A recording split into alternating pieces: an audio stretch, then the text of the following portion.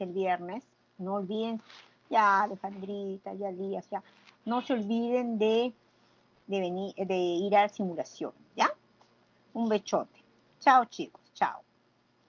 Me voy al otro grupo.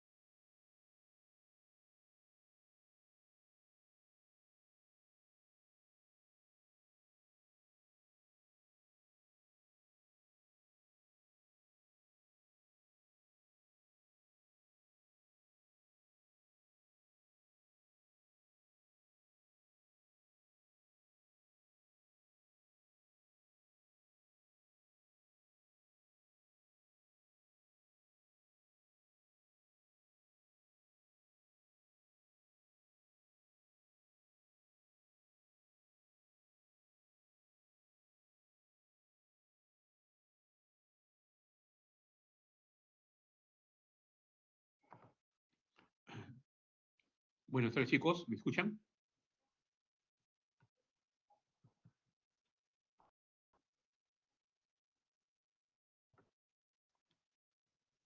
Hola, hola, ¿me escuchan? Hola, buenas tardes, mayoría. Bien, vamos a comenzar rápidamente poniendo la ponencia. Se trata de un caso clínico de un paciente que tiene 75 años, Lima, comerciante, católico, casado.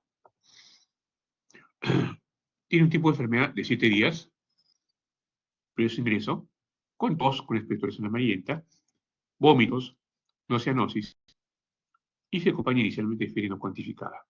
Acude un médico particular, quien indica un antibiótico quinolona con mejoría parcial. Pero 2 días previos a su ingreso, el paciente presenta una disnea progresiva, que incluso lo lleva ya pues, a dificultad para caminar, una disnea en reposo, y ahora sí persiste con fiebre, donde se detecta pues 39 grados centígrados. Motivo por el cual él se va a la emergencia, ¿no? Antecedentes de importancia, varios antecedentes de diabetes mellitus, fallecida, hermana con diagnóstico de diabetes mellitus e hipertensión. Los restos aparentemente no había ningún problema. Bien, ¿qué antecedentes patológicos no personales? Habita en casa, tiene todos los servicios, referente a la alimentación refiere que come buena cantidad, buena calidad, licor, desde los 23 años, cada 2 o 3 semanas, a veces hasta embriagarse. Y hace 2 años que no fuma, y lo suspendió. Antecedentes personales patológicos y alergias, pero sí tenía diagnóstico de diabetes mellitus de 14 años de evolución, ¿no? El manejo con hipolicimentos orales. Además, hipertensión arterial está tomando antagonistas. Desde el punto de vista de cirugías, apendicectomía a los 14 años de edad, sin complicaciones reportadas, y cirugía de rodilla no especificada a los 35. Niega transfusiones, niega problemas traumatológicos. Entonces, básicamente, esos son los antecedentes del paciente, ¿no? Y el motivo por el cual acude a la emergencia. Llega a emergencia y vemos esto. Hacemos el triaje, donde se encuentra una presión arterial de 80,60, una frecuencia cardíaca de 99, temperatura de 8, una frecuencia respiratoria de 32 y saturación de 82. A ver.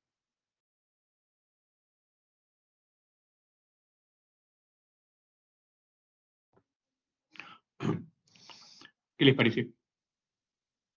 Esas funciones vitales.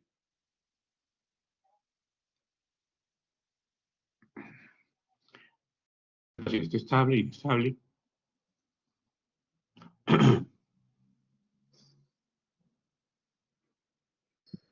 Doctor, Sí, ¿cómo está el paciente? A ver. bueno, la frecuencia, la presión arterial está baja. No sabría decir ahorita si está hipotenso. Tendría que sacar ¿Ya? la PAM. ¿Ya? Un segundo. Eh, bueno, la saco al final. Luego la frecuencia cardíaca, bueno, está en el límite superior. La temperatura, bueno, no está con fiebre, está con ¿Ya? taquipnea y, bueno, la saturación de oxígeno muy baja, insuficiencia Perfecto. respiratoria fácil. Claro, claro. Bien.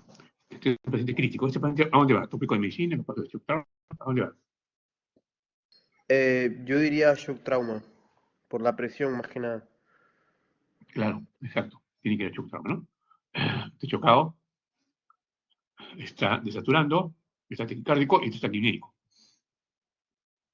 Ese paciente tiene que ir a un área donde rápidamente la manejes, le coloques buenas vías periféricas, le coloques oxígeno y también hay que monitorizarlo, ¿no? Bien, entonces vamos a ver qué encontramos en el examen físico, ¿no?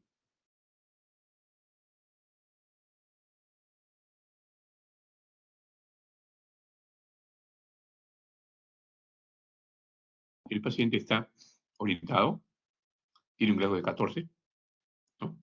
Lo que llama la atención es que está somnoliento, orientado, coopera, ¿no? Con el examen.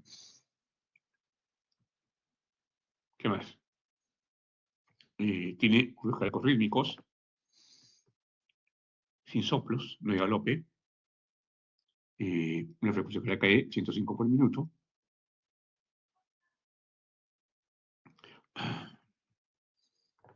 Al examen de pulmones, campos pulmonares con adecuada entrada y salida. El músculo circular pasa bien, pero se encuentran subcrépitos bilaterales, infraescapulares. Se percute, matidez en zona infraescapular derecha, y con aumento de vibraciones vocales en dicha zona.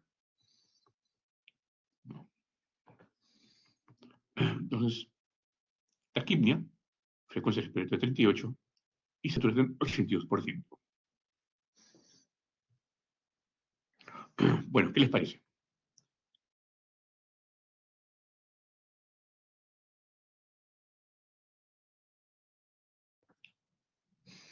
A ver, ¿qué les parece? No, ya, no, pero yo me refiero clínicamente, semiológicamente, ¿qué les parece esos hallazgos?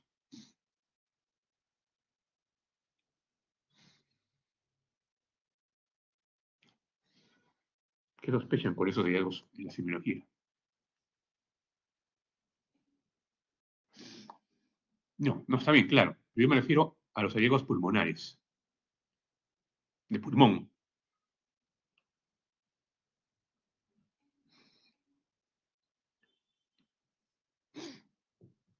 Claro, ya, claro, una posible neumonía, exacto, ¿no? Es un paciente que tiene una condensación, al parecer, ¿no? Muy bien, hay que descartar un derrame pleural, ¿no? Es un paciente que tiene una condensación con aumento de virus vocales y puede haber, lógicamente, un derrame metaneumónico. O podría haber un derrame pleural, ¿no? Este ataque médico y está con saturación baja. Bien. Abdomen blando, globuloso, depresible, ¿no? Que los riesgos aéreos están disminuidos, no hay dolor, no hay rebote, no hay giros peritoneales, no hay patospletomegalia, no ascitis.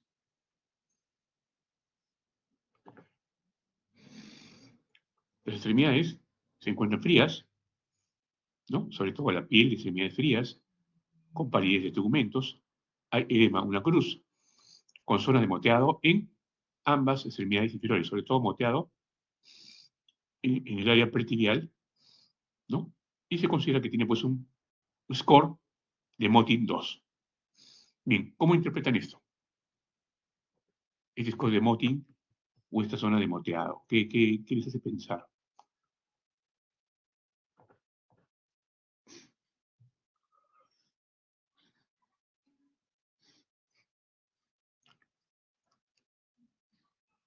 No, más que trombocitopenia, no.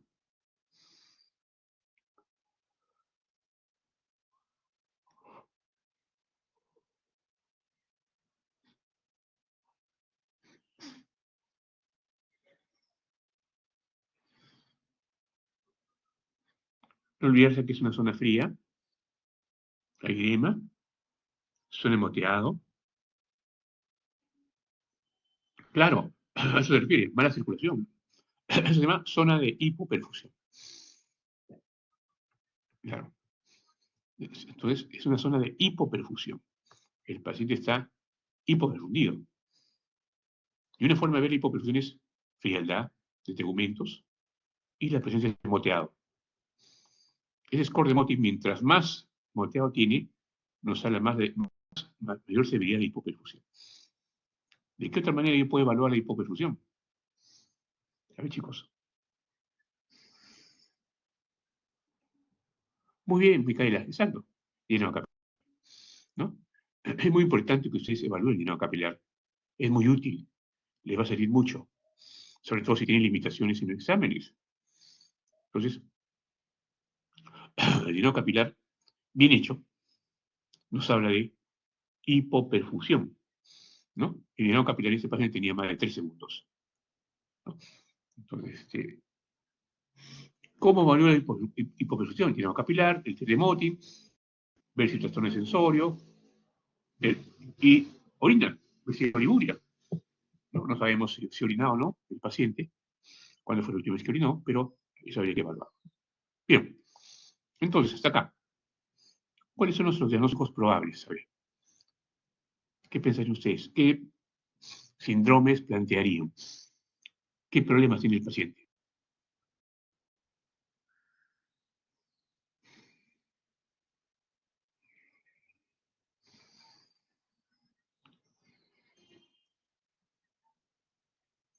¿Cuál es el problema más importante?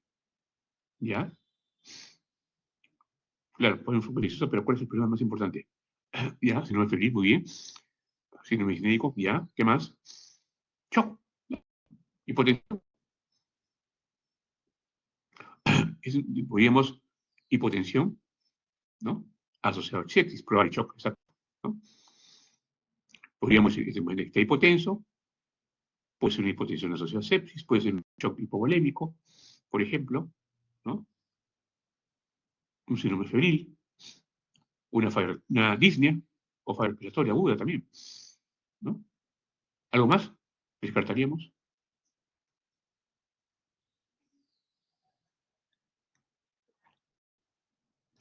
Claro, el foco pulmonar puede ser, así es.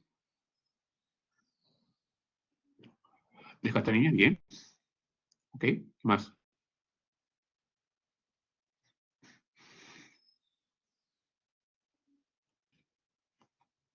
Trastorno sensorio, aunque no estaba con trastorno sensorio, ¿eh?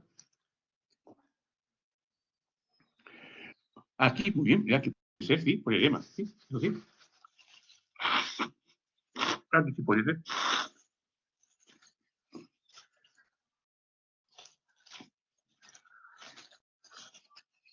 Bien. No olvidar que ese paciente también que tiene, pues, diabetes mellitus, ¿no? Y habría que descartar, exacto, podría tener algún problema de diabetes mellitus compensada. Ok, entonces, ¿cuál sería nuestro plan de trabajo? ¿Qué examen pedimos? A ver, ¿qué dice, chicos? Exámenes de laboratorio en emergencia. ¿Qué le pedimos?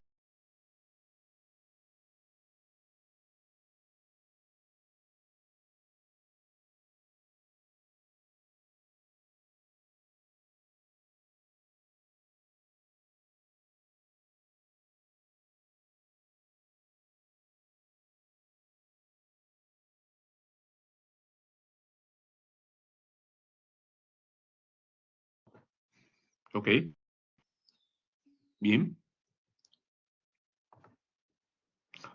Plaquetoras, bien, ADA, exacto. Perfil hepático, también sería bueno. Examen de orina, electrolitos. Hay que ver también el INR, el perfil de coagulación. ¿Qué más? Hemocultivo, me caerá. El hemocultivo es importantísimo, ¿no?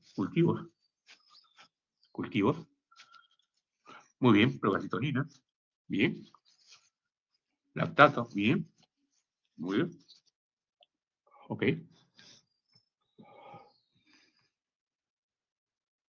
Entonces vamos a ver qué examen tenemos.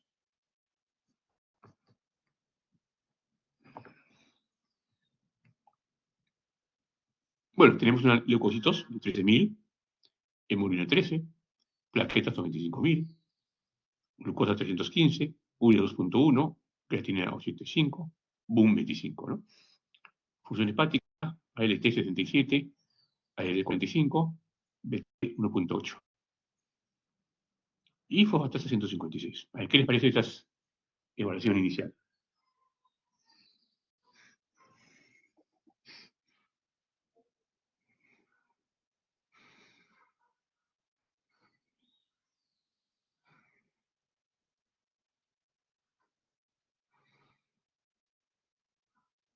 ¿Qué le llama la atención? El hemograma, por ejemplo, el glucosa, la urea creatinina.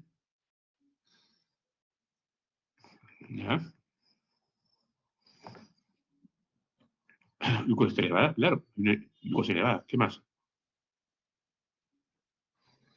creatinina, ¿no? Hay elevación de creatinina, es decir, aquí probable, muy bien.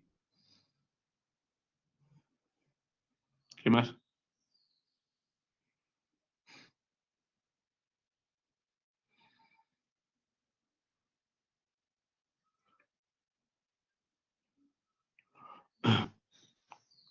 Claro, el perfil hepático es ligeramente alterado también, ¿no?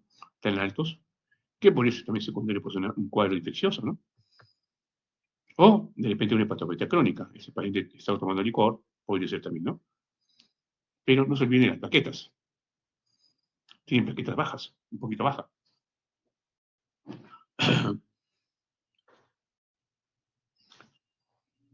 Claro, está con plaquetopenia, ¿no? Ahora, eso puede ser por sepsis o una bacteriemia, una causa, o buscar otra causa que puede estar produciendo plaquetopenia. Bien, entonces tenemos electrolitos, sodio 142, potasio 3, tiempo de curación 14 y NR 1.2. Y acá están los gases, a ver qué les parecen los gases y la procalcitonina. A ver, hipocalemia, bien.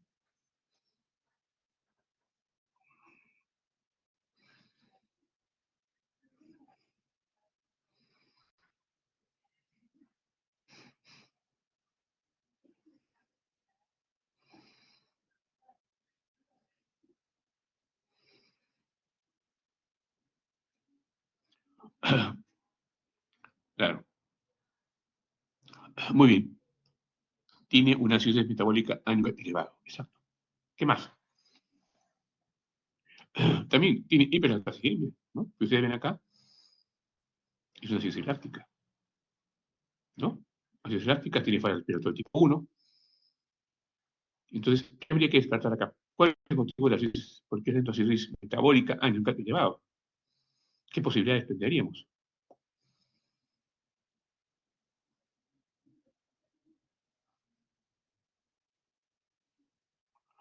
Claro, bien, sepsis es una posibilidad. Bien, como dice acá Micaela, pues de sepsis, pues muy bien, diabetes, exacto, ¿no? ¿Por qué no puede ser una cetosis diabética? ¿No? Está con glucosa alta, una cetosis diabética es otra posibilidad. Sepsis, falla renal, ¿no? Habría varias causas que nos podría dar una cirrosis metabólica.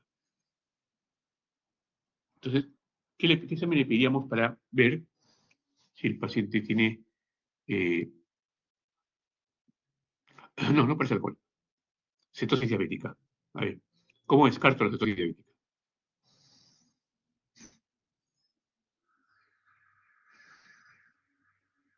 Cetonuria, claro, ¿no? Cuerpos cetónicos en orina, cuerpos cetónicos en sangre, y ácido hidroxibutírico. Bien, ok. Bien, ¿qué les parece la procalcitonina? 4.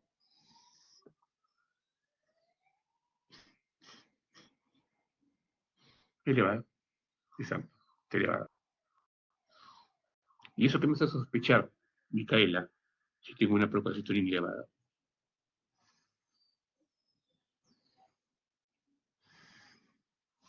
Una infección probable, exacto. Una infección bacteriana, sobre todo, ¿no? Ojo, bacteriana. Así es. Bien, vamos a ver qué más tenemos. Tenemos una placa torácica portátil. A ver qué les parece la placa torácica portátil.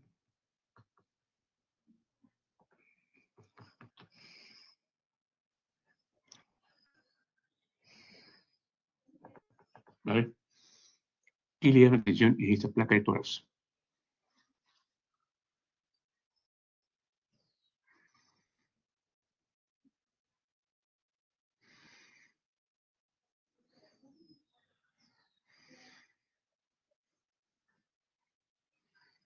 ¿Ha infiltrado unilateral, bilateral? ¿Qué les llama la atención? Claro, muy bien, bilateral. Si ustedes ven ahí, hay infiltrado bilateral, ¿no? Un infiltrado bilateral, sobre todo basal derecho. Acá también hay. Bien. ¿Y qué posibles diagnósticos plantearían con esta imagen en ese paciente? A ver, que está con falla respiratoria, que está séptico, que es hipotenso.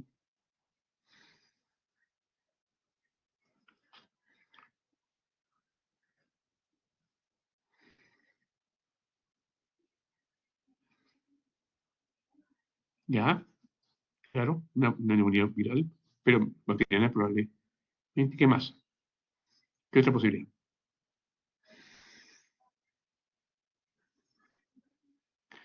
Muy bien. Lo que también lo que dice acá Elías es cierto, descartar ARS. Ya, ¿qué más? ¿Qué más?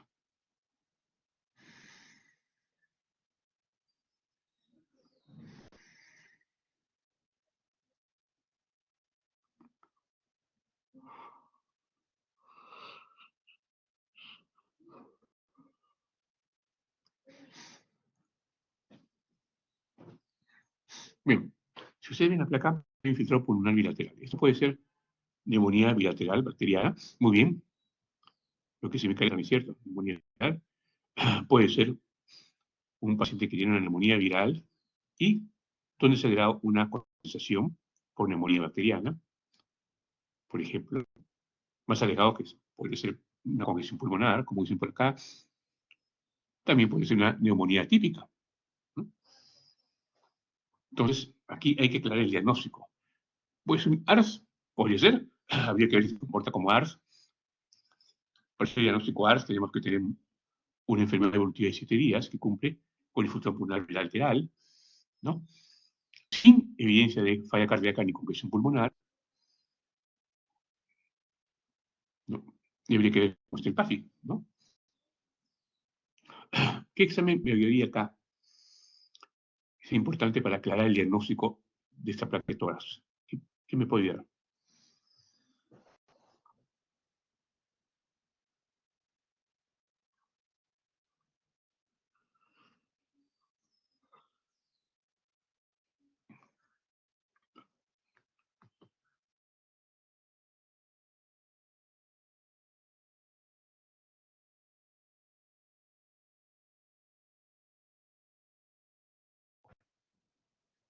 Claro, tomografía, sí.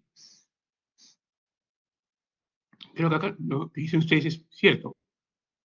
Aquí lo que voy a dar más es la tomografía. Por la tomografía porque yo puedo ver cómo está el pulmón. Primero, quiero ver cómo está el pulmón. Tengo que ver si hay infiltrado pulmonar bilateral. Ver si es un infiltrado compatible con virus, ¿no? Ver, ver si hay condensación. Y eso me va a ayudar la tomografía. ¿Qué me ayuda la tomografía? Ver si hay pleural y ver si hay cardiomegalia.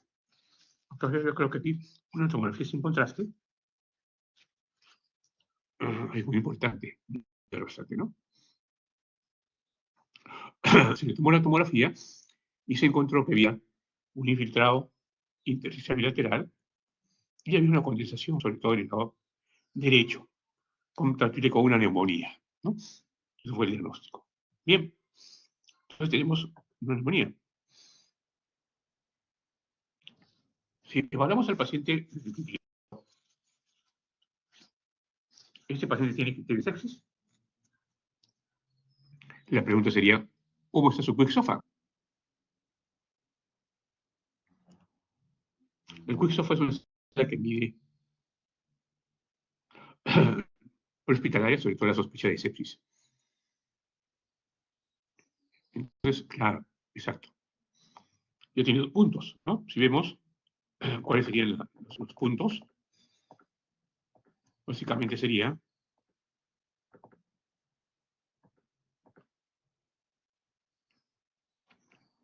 un punto por presión y un punto por frecuencia respiratoria. Dos. O sea que tiene criterio de sepsis, ¿no? Y un quick-SOFA de 2.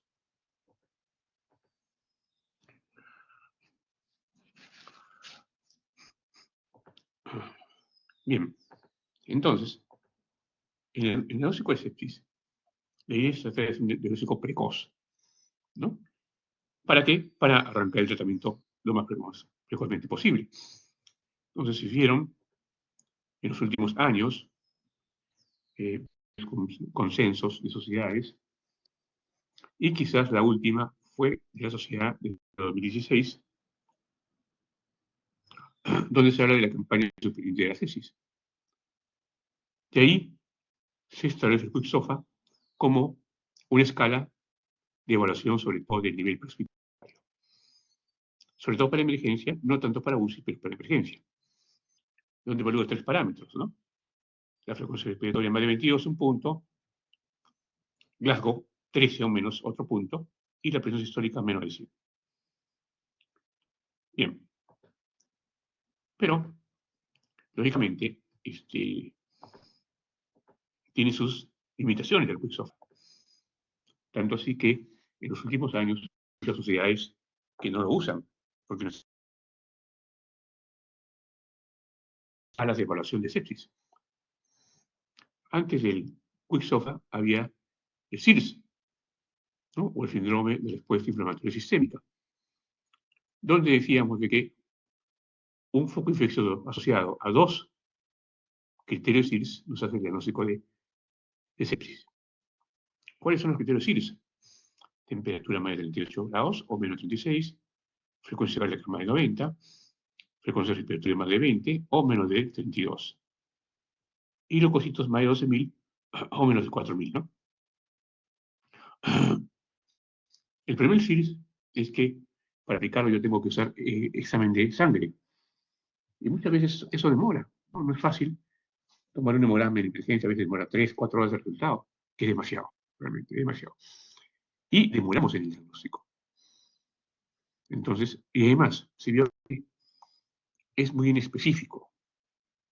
Es quizás más sensible que Quicksilver, el diagnóstico de sepsis. Más sensible, pero menos específico. ¿Por qué? Porque hay otras patologías que tienen SIRS sin ser infección bacteriana. Por ejemplo, la pancreatitis aguda no puede haber un SIRS sin que haya infección bacteriana. El gran quemado, los quemados, el bolito, ¿no? Los pacientes politraumatizados, algún tipo de neoplasia, nos pueden dar SIRS sin necesidad de que haya infección. La ventaja del Quicksilver es que es más específico, ¿no? Y esta relación mejor con mortalidad, ¿no? Entonces, hay muchas organizaciones que usan ambos. Usan para el tamizaje Quicksilver más SIRS.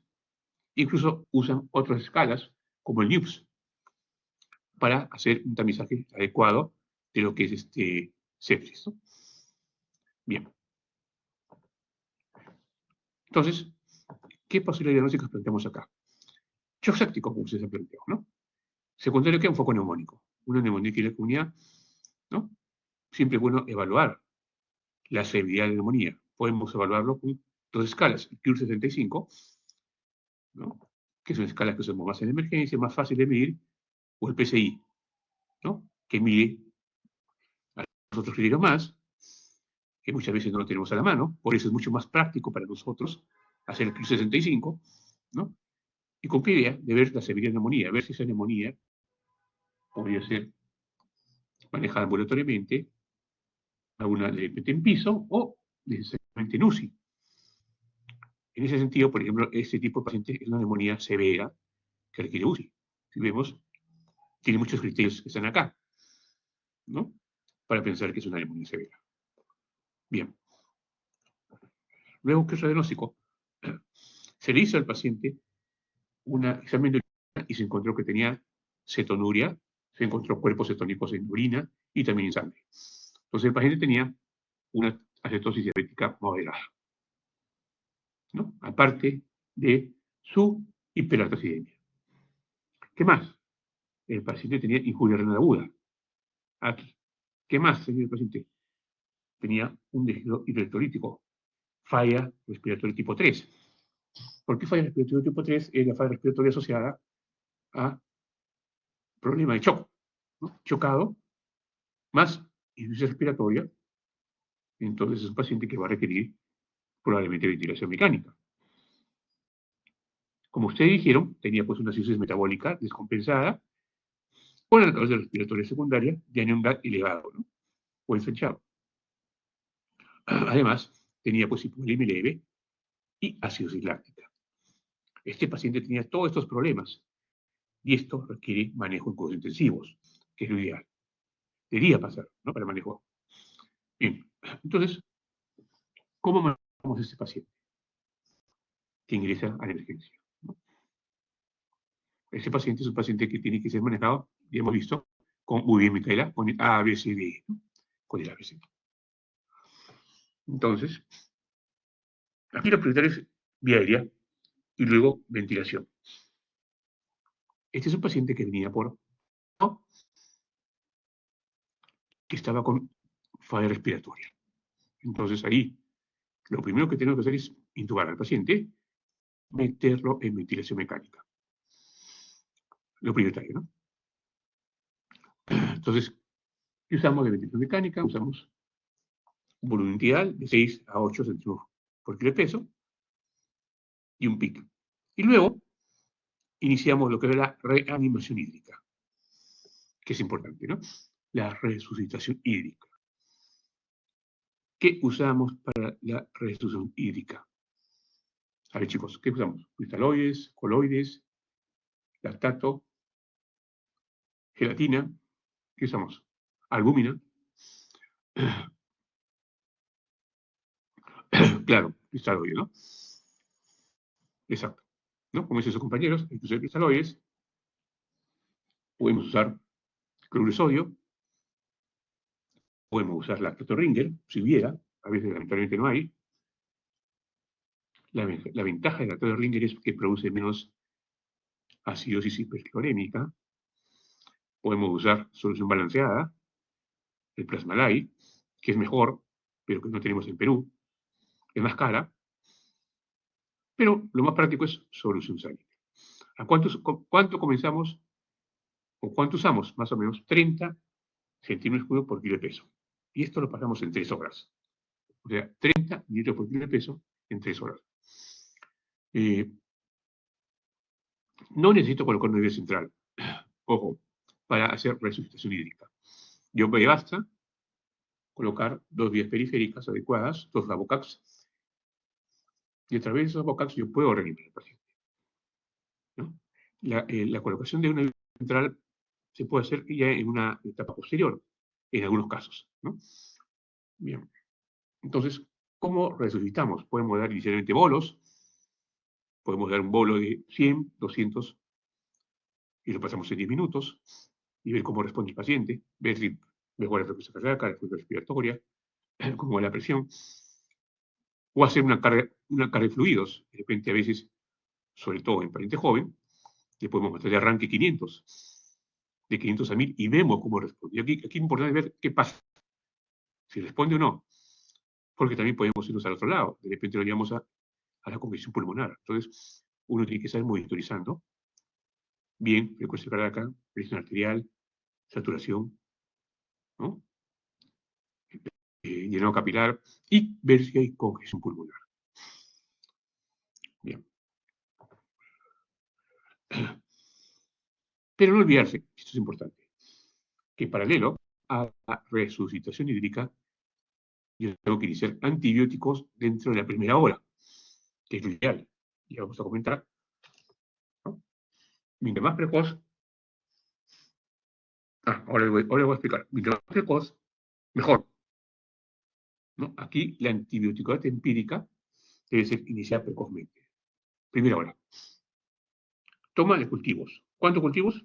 Mínimo 2. ¿No? Un cultivo aeróbico y otro anaeróbico. En otros países son set de 2 hemocultivos, de 4, es decir, son más 4 hemocultivos. Cosa que no tenemos acá. Es bien difícil hacer. Bien. Y tengo que iniciar terapia empírica de acuerdo a lo que yo sospecho, ¿no? De acuerdo a lo que sospecho. Entonces, lo que usualmente sospecho acá es una neumonía extrahospitalaria, entonces yo puedo iniciar ceftriaxona. En ese caso, muy bien, claro, se sospecha típico. Es cuando yo sospecho típico, como es este caso, entonces añado a ceftriaxona, ¿no? Un macrólido. ¿Cuál puede ser? Claritromicina, o acitromicina, o doxiciclina. En ese caso le añadieron claritromicina, ¿no? Por ese motivo. Bien, ese paciente tenía también, lógicamente, un problema de cetosis diabética. Y eso implica manejo con insulina en infusión endovenosa, ¿no? Que es la mejor forma de manejar la cetosis diabética o el síndrome hiperescolar. Pero mucho cuidado cuando uno va a dar la infusión de insulina. Primero tiene que corregir el potasio, no olvidarse. Si yo no corrijo el potasio y el paciente tiene un potasio, hipocalemia, o tiene un potasio menos de 3.3, le meto insulina, digo, la hipocalemia es más severa. Entonces, claro, ya tiene hipocalemia, entonces le puedo poner una arritmia. Entonces tengo que retarle potasio. Primero, corrijo el potasio y luego comienzo con la infusión de insulina de 0.1 unidades por kilo por peso. En infusión, exacto. Sí, ok. Entonces se indican controles. ¿Cuánto le pasas? Depende. Si es una hipocalemia muy severa, menos de 2, tienes que pasarle por vía central, ¿no? Le pasas una ampolla en 100 de cloruro y le pasas en 1 hora, ¿no? Eso se llama reto de potasio en vía central. Bien, entonces, siempre es bueno controlar, lógicamente, la glucotex ahora, ¿no? Bien. En el paciente que tiene shock séptico, sepsis y que va a pasar a UCI y que va a estar buen tiempo, probablemente, es más, si está con ventilación mecánica, es mejor colocar una línea arterial. ¿Qué es línea arterial? La línea arterial es una línea que se coloca en la arteria, un catéter en la arteria radial, que está anticoagulado, ¿no? Y ese catéter va a un domo y va a una pantalla. ¿Y qué me permite ver esa línea arterial? Me permite ver en tiempo real presión sistólica, presión diastólica, presión arterial media y la presión de pulso, la variación de presión de pulso. Todas estas funciones son muy importantes en el monitoreo. Y no solamente eso, ¿no? Sino que yo, si tengo línea arterial, puedo sacar gases de ahí.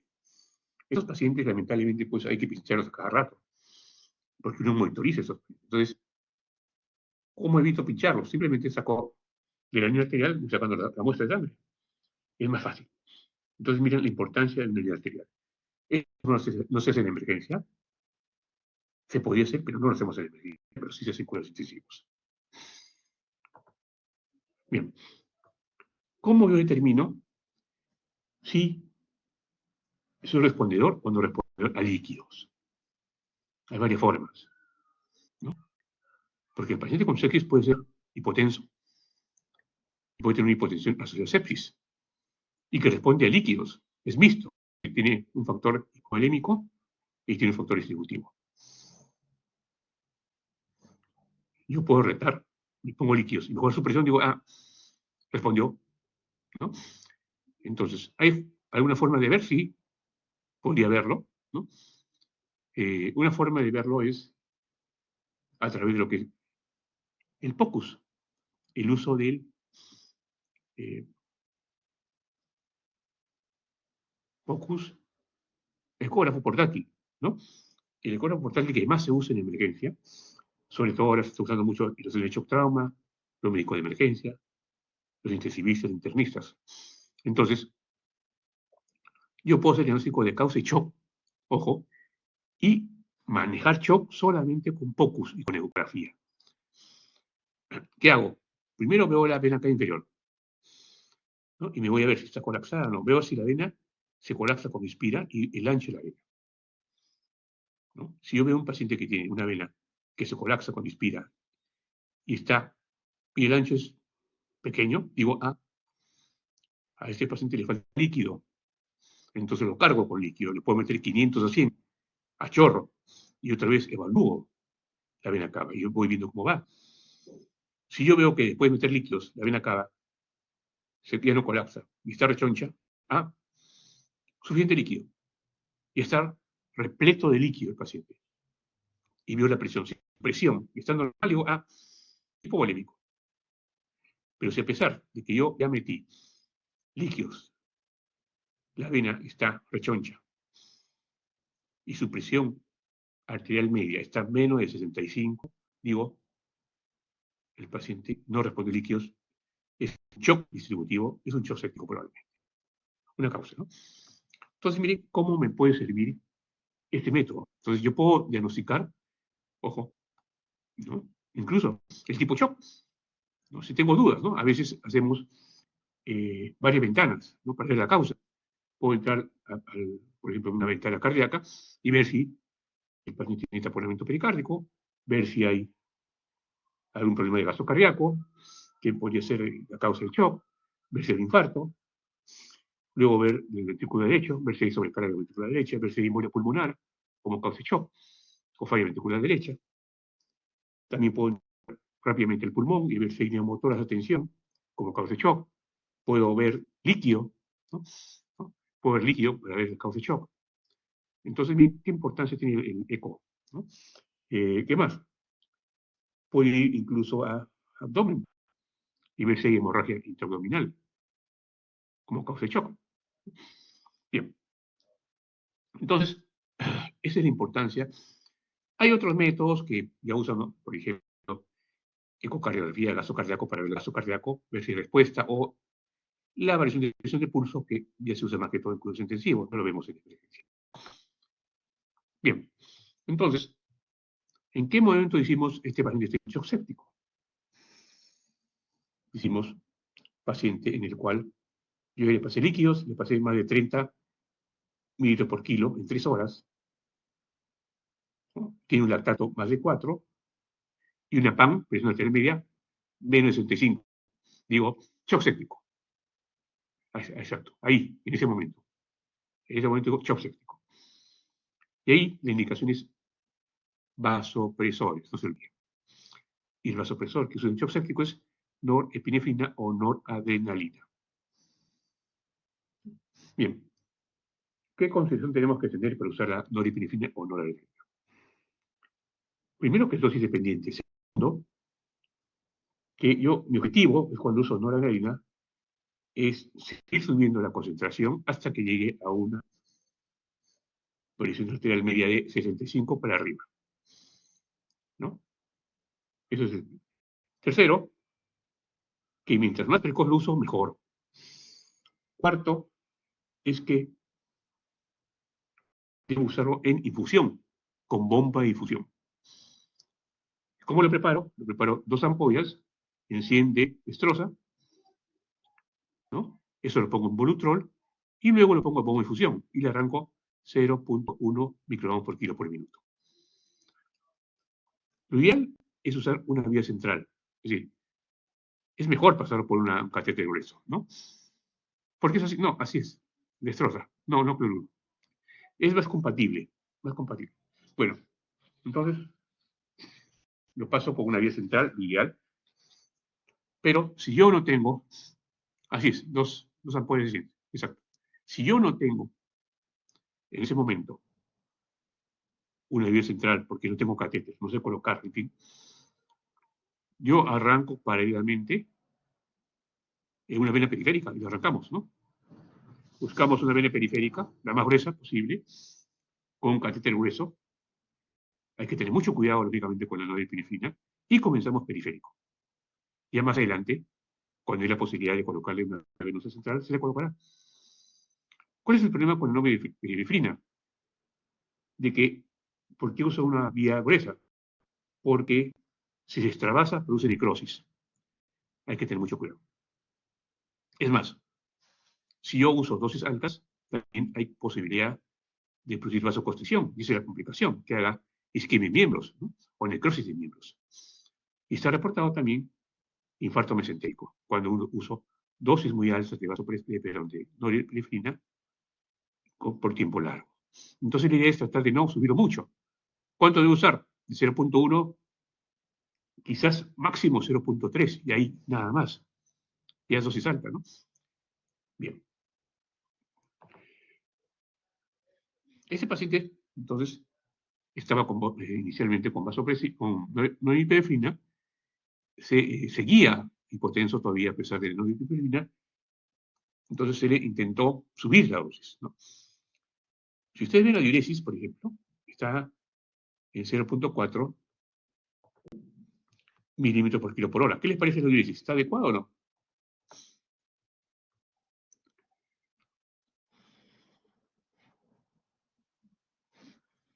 ¿Cómo la ven?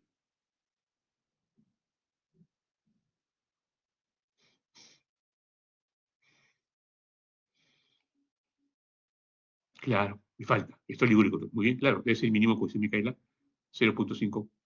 ¿No? Entonces, hay que optimizar. Aquí falta todavía líquido, falta un poco de aumentar quizás el vasopresor. Y esto va a recordarles que cuando manejen shock, ustedes tienen que colocar una sonda vesical. Aquí lo que vale es la diuresis horaria. No vale diuresis en 2 horas o 3 horas. Diuresis horaria. Coloque su sonda, hay bolsas especiales, y yo mismo voy a decir a la enfermera cuánto está urinando por hora. Este es un buen parámetro para ver que hay adecuada perfusión, ¿no? En este caso todavía me faltaba. Bien. Entonces, este paciente persistía todavía hipotenso, se le aumentó la dosis de norepinefrina a 0.2 microgramos por kilo por minuto, esta dosis alta, y se prefiere agregar un segundo vasopresor. ¿Cuál es el segundo vasopresor? Vasopresina a dosis de 0.03 unidades por minuto. La vasopresina es un vasopresor que tiene menos efectos colaterales que la norepinefrina. ¿Y cuándo lo usamos? Cuando nosotros vemos de que, a pesar que estoy usando norepinefrina, el paciente persiste hipotenso y estoy yendo ya a dosis alta. ¿Y con qué finalidad? De, lógicamente, no aumentar más la concentración de norepinefrina, ¿no? Entonces, añado norepinefrina más vasopresina. Lógicamente, no todas las emergencias tienen vasopresina. Usualmente hay en cuidados intensivos, ¿no? También este es el momento en el cual yo puedo añadir esteroides, es decir, hidrocortisona. Ustedes saben que no usamos usualmente corticoides en sepsis, no se usa, ¿no? Pero en shock séptico sí tiene algunas indicaciones. Usar corticoides. Muy bien. Qué bien, qué bien, qué bien, Micaela. Muy bien. Entonces, ya. Entonces, ¿en qué momento yo uso la hidrocortisona? Sobre todo cuando yo estoy con noradrenalina a dosis altas y no veo una respuesta muy adecuada, o cuando estoy nora más vaso, ahí uso corticoides. ¿Con qué finalidad? De sensibilizar y mejorar el efecto de ambos vasopresores. Esa es la idea. Sensibilizar y mejorar el efecto. Entonces, ¿qué uso? Hidrocortisona a dosis de 200 en infusión por 24 horas. Hay otra forma de darlo, sí, lo podemos dar 50 endovenoso cada 6 horas. O unos 3 a 5 días. Bien. ¿Hay otra indicación de esteroides? Sí. A veces también se podría usar esteroides más precozmente, sobre todo cuando yo tengo un paciente que tiene falla suprarrenal aguda asociada pues, a sepsis. Un paciente que de repente sufre problema de Addison, ¿no? O que depende de corticoides. Podríamos nosotros colocar corticoides precozmente, ¿no? Bien. Este paciente entonces se hizo un control de 9 horas después de su ingreso y miren cómo está. pH 7.75, PO 85, mejoró su saturación, está mejorando. Desde el punto de vista de oxigenación mejoró, pero también aquí llama la atención una cosa, el lactato. Y siempre es bueno ver el lactato. El lactato es un marcador de pronóstico, es un marcador de severidad. Ese paciente tenía lactato 4, si ustedes se acuerdan, 4, ahora está con 2. Eso es un buen síntoma. Significa que hay evolución favorable. que el paciente está respondiendo al tratamiento con la resucitación hídrica y los antibióticos.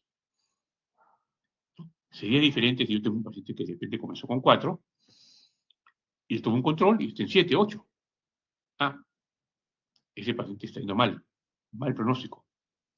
Algo está fallando. Entonces, es la importancia del tacto, ¿no? En el seguimiento. Bueno, después de 48 horas de estar en ventilación mecánica, se logra la extubación.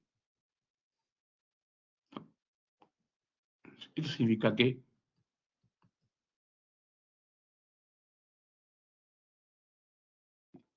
este paciente ha ido bien.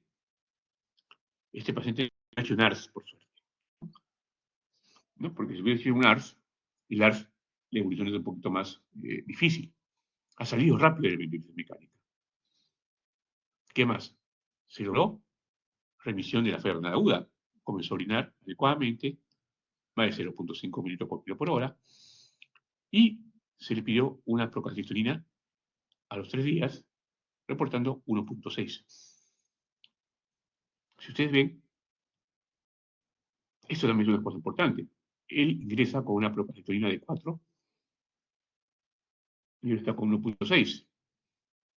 Esa es evidencia de que la infección se está controlando. Es un buen síntoma, ¿no?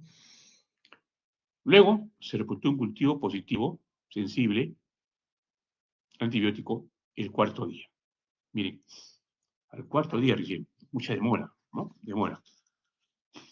¿Y qué se encontró? Se encontró un neumococo sensible a ceftazona, a ceftazidime, ¿no? Entonces, una vez que se vio el antibiótico, dijimos, bueno, debemos continuar con ceftazona. No tenemos por qué cambiar ni decalar. La evolución es favorable. Este es un paciente que ha hecho una infección a nivel de comunidad por neumococo y que está yendo bien. Al 9.º día de tratamiento, se tomó una procalcitonina y está en 0.3. Y se suspende el manejo antibiótico. Eso es, ¿qué significa? Y ese es el valor que tiene la procalcitonina, más que todo, ¿no? Es decir, que si la procalcitonina está normal, equivale, bueno, suspendemos el antibiótico. Entonces, se suspendió el antibiótico acá. Y luego, el paciente puede salir de alta, ¿no? Ya con seguimiento con un externo. Miren, este paciente pues tuvo una evolución favorable del sepsis oxéptico. No es la evolución de todos los pacientes, ¿no? Por suerte que es un paciente que evoluciona favorablemente, en base a que es un paciente que se le manejó rápidamente, se le manejó vía aérea, se le hidrató adecuadamente, se le manejó el clorácido base y sobre todo se le dio el antibiótico adecuado, ¿no? Y salió. Bien. Entonces, ¿qué nos dice la guía de supervivencia de la sepsis? Referente al diagnóstico y manejo, ¿no? Primero, el triaje, ¿no? Ellos recomiendan que cada hospital debería tener su propio protocolo de sepsis, su guía, ¿no? Para que uno tenga una alarma sepsis. ¿Qué es alarma sepsis? Tener un código sepsis que no tenemos acá en el Perú. En ningún hospital tenemos código sepsis, al menos acá. ¿Y cuál es la idea del código sepsis? Y el código sepsis, tiempo. Disminuir el tiempo desde que el paciente ingresa hasta que le el manejo antibiótico. No olvidarse que la sepsis y shock séptico son enfermedades tiempo dependientes. Tiempo es tejido. Así como el infarto, tiempo es músculo. Así como el stroke, tiempo es neurona. No se olviden. Si yo tengo un sepsis, shock séptico, yo tengo que rápidamente detectarlo, una alarma sepsis y meterlo dentro de un paquete de tratamiento, donde lo ideal es, en la primera hora, darle tratamiento antibiótico, ¿no? Bien. Entonces, el Quicksoft van a utilizar como la única escala. Yo puedo hacer otras, puedo usar SIRS, puedo usar NIUPS. En todo caso, al final, el juicio clínico va a depender del médico que, si tiene alto riesgo de sepsis, manejarlo como sepsis. Referente al diagnóstico, se reafirma la utilidad del lactato para complementar diagnóstico de shock séptico y para guiar la reanimación. Entonces, miren la importancia del lactato. Lamentablemente, el lactato tenemos nosotros en AGA. Si no tienes AGA, es un problema. En otros países hay lactato, prueba rápida, en el cual yo, el paciente de triaje, le hago un pinchazo tipo glucos 3 y tengo el lactato ya. Referente al manejo, refuerzo en paquetes, horas puntuales. Si el paciente está en shock séptico, idealmente tiene que estar en UCI dentro de las primeras 6 horas, cosa que es inusual. En nuestra experiencia, un privilegio estar en UCI. La gran parte de pacientes en las emergencias de salud y vida están en los pasadizos y muchos están con sepsis. Es interesante, ¿no? Triste, pero así la vida. Están chocados algunos. Bien. El control de infección, administración de antibióticos en menos de 1 hora en pacientes con shock séptico y sepsis altamente probable. Eso es lo que dicen las guías. En los países que han logrado esto, en base pues, a su organización, a la posibilidad de tener un código sepsis, unidad de sepsis, equipo, trabajo en equipo, se ha logrado disminuir la mortalidad. Esto no es fácil. En salud, difícil. Menos MINSA. Lograr tomar un cultivo dentro de primera hora es toda una suerte. Más, lograr colocar antibiótico dentro de primera hora, con más suerte todavía. Es raro, ¿no? Entonces, esto implica organización. Quizás en el paciente que tiene sepsis posible y que no esté en shock, podríamos darle, como dice acá, una chance hasta las 3 horas, ojo, para colocar el antibiótico. ¿Qué es la procalcitonina? No es un marcador bueno para inicio de antibióticos, pero sí debería usarse, ¿no? De todas maneras, para el seguimiento. Lo que sí se ha visto de la procalcitonina es que aumenta sobre todo en infección bacteriana. Y si yo comparo una infección bacteriana con viral, vamos a ver cómo la procalcitonina aumenta. Y sobre todo, aumenta más si es sepsis. Aumenta más todavía si es shock séptico, ¿no? Bien. ¿Qué es referente a la antibiótico terapia? Eso es importante. ¿Cómo elijo el antibiótico terapia? Y eso tiene que estar en base a varias cosas. A la sospecha, ¿no?, del germen en base a la historia clínica, ¿no? Uno, por ejemplo, es ver si es una infección adquirida en la comunidad o es una infección intrahospitalaria.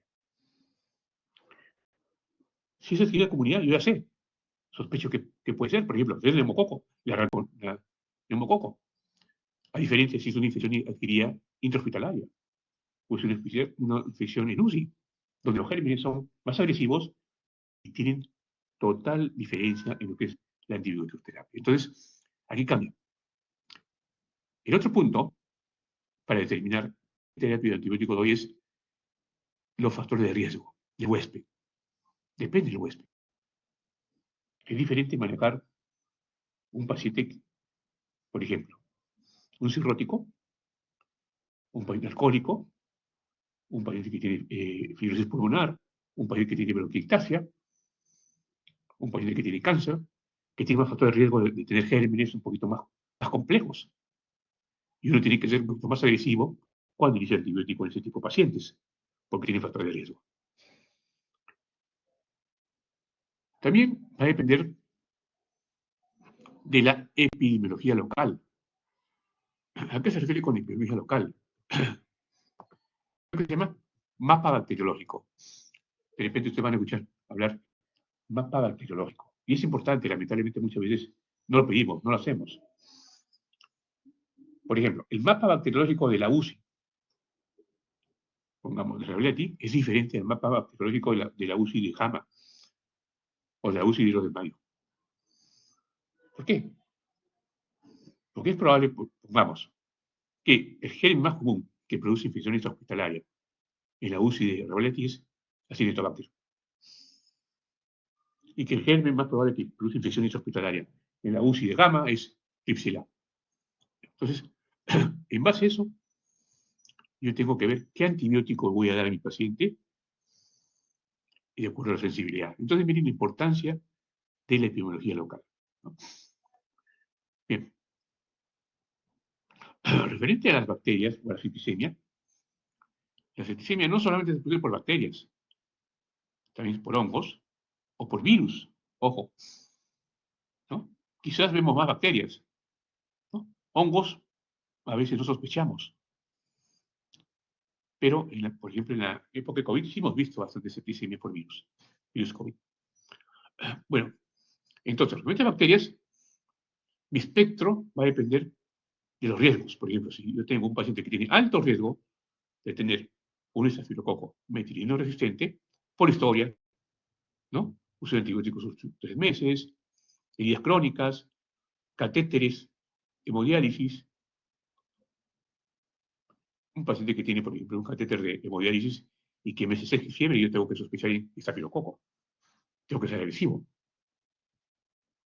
O riesgo de bacterias negativas, MDR, ¿no? También, pacientes que están, muchos, usando antibióticos los últimos 3 meses, ¿no? Yo tengo que ser más agresivo con estos pacientes y dándole terapia amplia, ¿no? Decía, virus. En la época del COVID hemos tenido oportunidad de asistir no solamente a la neumonía COVID, al ARS, sino al sepsis o shock séptico por COVID. Y hemos visto casos de pacientes que han tenido shock séptico. Y no era porque están infectados por bacterias, porque nunca se encontró, sino era shock séptico secundario del virus.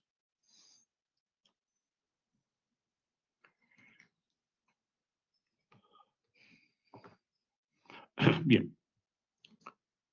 ¿Qué otra cosa es importante cuando uno maneja las guías de sepsis?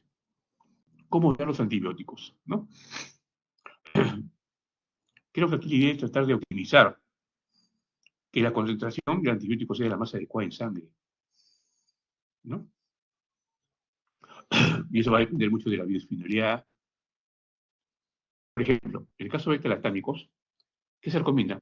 Uno en bolo y luego dar infusión continua. Es decir, cuando yo me lo penen, por ejemplo, damos un bolo de 500 a 1 gramo.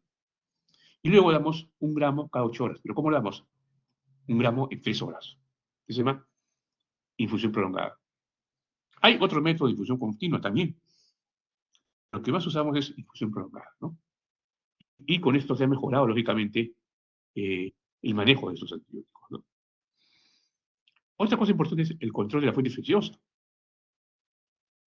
No se olvide de focalizar, ¿no? Si yo no desfocalizo, por más antibiótico que le esté dando, no voy a lograr manejar adecuadamente el sepsis o shock séptico. ¿Y a qué se refiere con desfocalizar? Por ejemplo, a una hernia necrótica se debe dar, a un absceso que se debe drenar, un dispositivo infectado que se debe quitar. Si no lo hago, no mejora el paciente, ¿no? Si el paciente tiene un empiema, hay que meter tubo, sacar la pus. Si el paciente tiene un absceso hepático, hay que pulsar, sacar la pus. Si el paciente tiene una fascitis necrotizante, hay que debridar, hay que amputar. Si no, ese paciente no va a salir. ¿Qué más? La otra cosa importante es decalación de antibióticos. Decalar.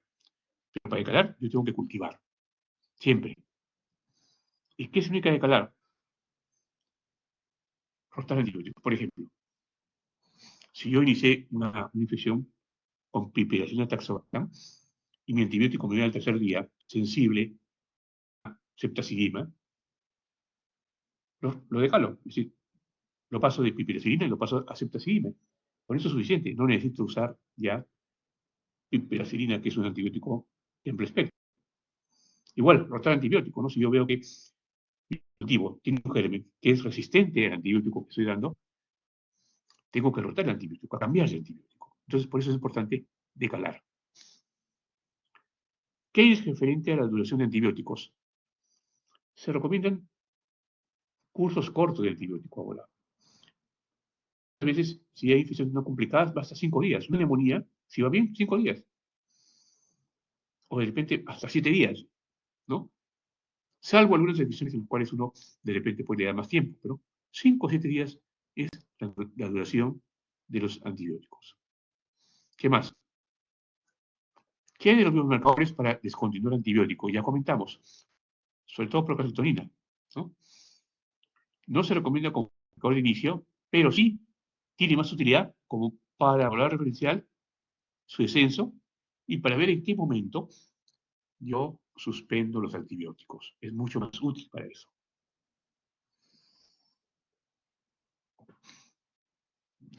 Bien.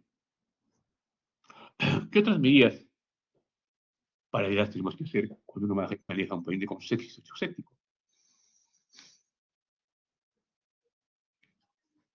Lógicamente, si el paciente está en falla respiratoria, hay que dar ventilación, ¿no? Ventilación mecánica. En algunos casos, basta incluso con cánula de alto flujo, ¿no? Son aquellos pacientes que no son ARS. Muchos pacientes de infección pulmonar, sin parámetros de ARS, me basta la cánula de alto flujo. Pero si el paciente me hace un sepsis con ARS, que no fue este caso, por ejemplo, no fue el caso del paciente, este paciente sí requiere, ¿no?, manejo en cursos intensivos, manejo con volumetrías bajos, ventilación mecánica, ventilación en prono, en fin, para optimizar el manejo de esa ventilación mecánica. Y no olvidarse que hay que dar soporte también al paciente con sepsis, si es que lo requiere. Transfusión de hemoderivados, ¿no? Si el paciente está con hemoglobina baja, hay que pasarle paquete globular. Usualmente hemoglobina menos de 7. Si el paciente tiene plaquetopenia, también hay que pasarle plaquetas. Si el paciente tiene trastorno de coagulación, C y D, también hay que pasar factores de coagulación. ¿Qué más? La terapia de reemplazo renal también nos ayuda.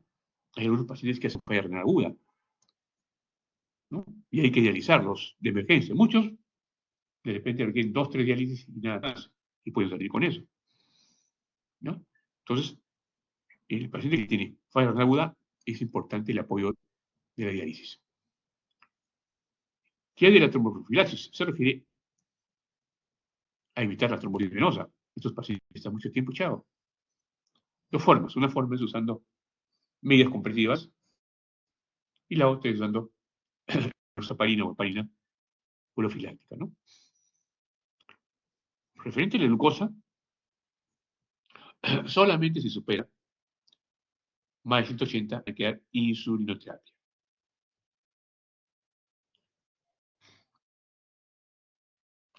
Bien, ¿y qué de nutrición enteral?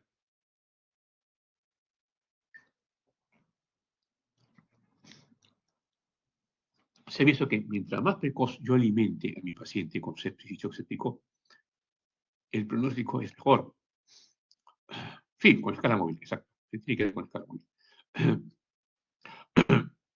El pronóstico es mejor, porque esos pacientes están desnutridos.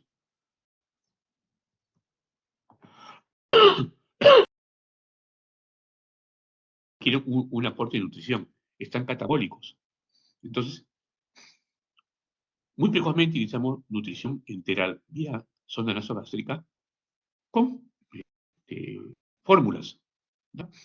Y también, lógicamente, prevenir la úlcera de estrés, ¿no? Con omeprazol, por ejemplo, ¿no? Bien.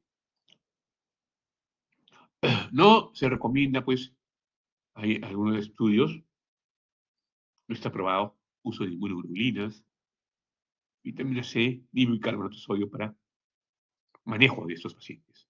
Realmente, no se recomienda.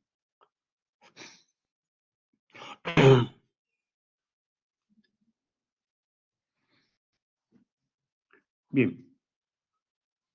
Mis chicos, preguntas.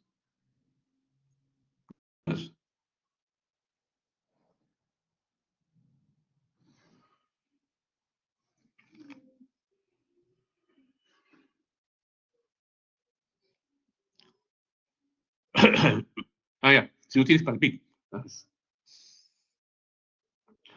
Bien. Bueno, si tú es bien difícil manejar si no tienes PIC. Si tú tienes un paciente con falla respiratoria tipo ARS, el PIC es importante. Porque el PIC te produce una presión. Bueno, momentáneamente sí, podría ser. El PIC te produce una presión positiva al final de la expiración. Y eso te ayuda a bajar, evitar que el colapso se alveolo. Verás que el colapso evitar el colapso del alveolo. Entonces es útil. Si no tienes PIT, no puedes respiración mecánica sin PIT transitoriamente, pero tiene que pasar lógicamente a una ventilación mecánica que tenga el PIT. Le ayuda más, sobre todo al paciente que tiene ARS.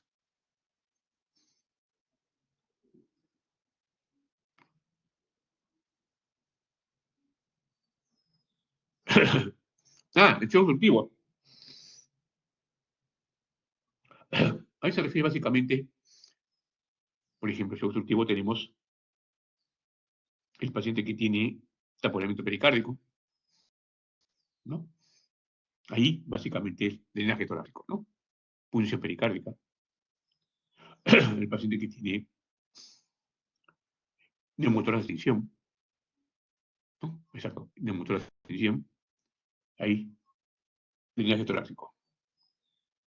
Si está chocado, trombolisis. O sea, el manejo del shock es parecido.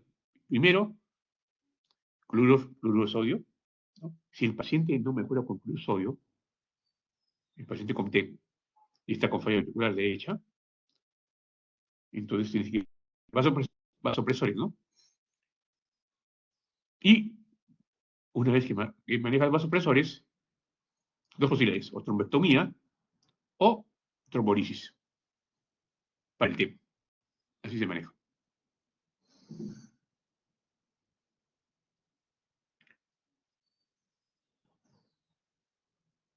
Claro, exacto.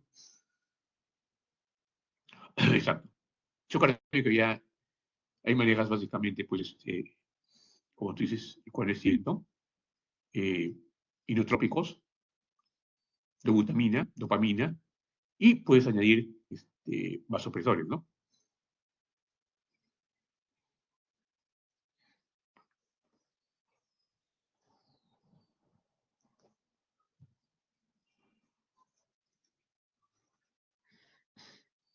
Bien. ¿Listo, chicos? ¿Todo claro? Muy bien. Gracias, Micaela. Gracias, Elías, don Flavio. Gracias, Solange. Gracias por tener paciencia y esperar. Realmente los felicito. Siempre quedan al final ustedes. Ok. Sigan adelante, chicos, estudiando y nos estamos viendo. Suerte.